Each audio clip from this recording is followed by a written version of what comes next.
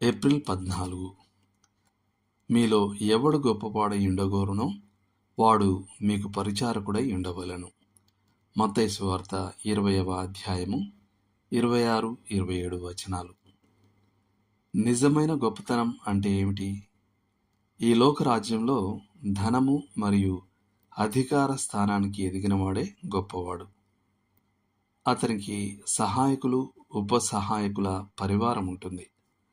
వారు అతని ఆజ్ఞలను పాటించడానికి శిక్షణ పొంది ఉంటారు. అతనికి అతి ముఖ్యమైన వ్యక్తిగా గౌరవం ఇవ్వబడుతుంది మరియు అతను ఎక్కడికి వెళ్ళినా ప్రత్యేక అనుగ్రహాలను పొందుతాడు. అతని హోదాను బట్టి ప్రజలు అతన్ని గౌరవంతో, భక్తిభయంతో చూస్తారు. అతను ఏ పనైనా వంగి చేయవలసిన అవసరం ఎన్నడూ ఉండదు.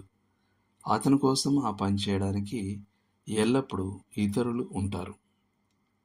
కానీ మన ప్రభువు యొక్క రాజ్యంలో విషయాలు చాలా భిన్నంగా ఉంటాయి. ఇక్కడ గొప్పతనం మనం ఎంత మేరకు సేవ చేయించుకుంటామనే దాన్ని బట్టి కాదు, మనం ఎంత మేరకు సేవ చేస్తాం అనే దానిని బట్టి కొలబడుతుంది. ఇతరులకు దాసునిగా అవ్వడానికి వంగినవాడే గొప్పవాడు. ఏ సేవ కూడా మరీ తక్కువైనది కాదు. అతను ఎటువంటి ప్రత్యేక గౌరవాన్ని కానీ కృతజ్ఞతలను కానీ ఆశించడు. జార్జ్ వాషింగ్టన్ ఒక సాధారణమైన పని చేయడాన్ని అతని మనుషుల్లో ఒకరు చూసి, జనరల్, మీరు చాలా గొప్పవారు, అలాంటి పని చేయకూడదు అని అభ్యంతరం చెప్పారు. అందుకు వాషింగ్టన్, లేదు, నేను సరిగ్గా సరిపోయే స్థితిలోనే ఉన్నాను అని జవాబిచ్చాడు.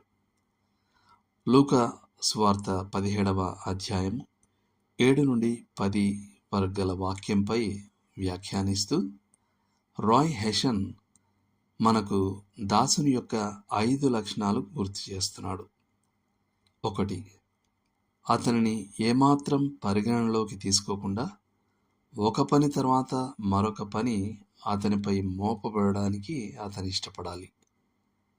2. దీనిని చేసినందుకు కృతజ్ఞతలు ఆశించకుండా ఉండడానికి అతను ఇష్టపడాలి. 3. ఇవన్నీ చేసిన తర్వాత అతను యజమానిపై స్వార్థపు నేరం మోపకూడదు. 4. తాను నిష్ప్రయోజకుడైన దాసుడనని ఒప్పుకోవాలి. 5. సాత్వికం మరియు వినయ మార్గంలో తాను చేసినది మరియు సహించినది తన విధి కంటే ఒక్క అంగుళం కూడా ఎక్కువ చేయలేదని అంగీకరించాలి.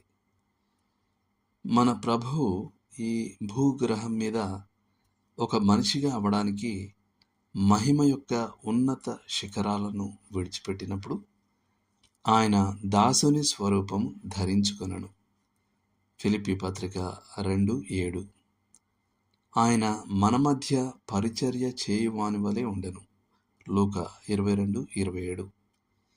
ఆయన మనుష్య కుమారుడు పరిచారం చేయించుకొనుటకు రాలేదు గాని పరిచారం చేయుటకును అనేకులకు ప్రతిగా విమోచన క్రయధనముగా తన ప్రాణము నిచ్చుటకును వచ్చెను అని చెప్పెను.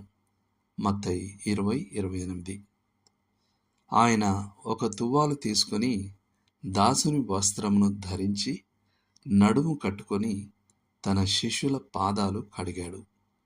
యోహాను సువార్త 13వ అధ్యాయము 1 నుండి 17 వరకు. దాసుడు తన యజమానుని కంటే గొప్పవాడు కాదు. యోహాను సువార్త 13:16. మనకు సేవ చేయడానికి ఆయన అంతగా వంగి ఉంటే మనం ఇతరులకు సేవ చేయడం మన గౌరవానికి తక్కువైనదిగా ఎందుకు భావించాలి? రక్షక, నీవు సాత్వికుడవు, దీనుడవుగా ఉండగా పురుగు వంటి నేను బలహీనుడను, పాపిని, అపవిత్రుడనై ఉండి నా తలను పైకెత్తడానికి తెగింతునా? దేవుడు మిమ్మును దీవించునుగాక. ఆమెన్.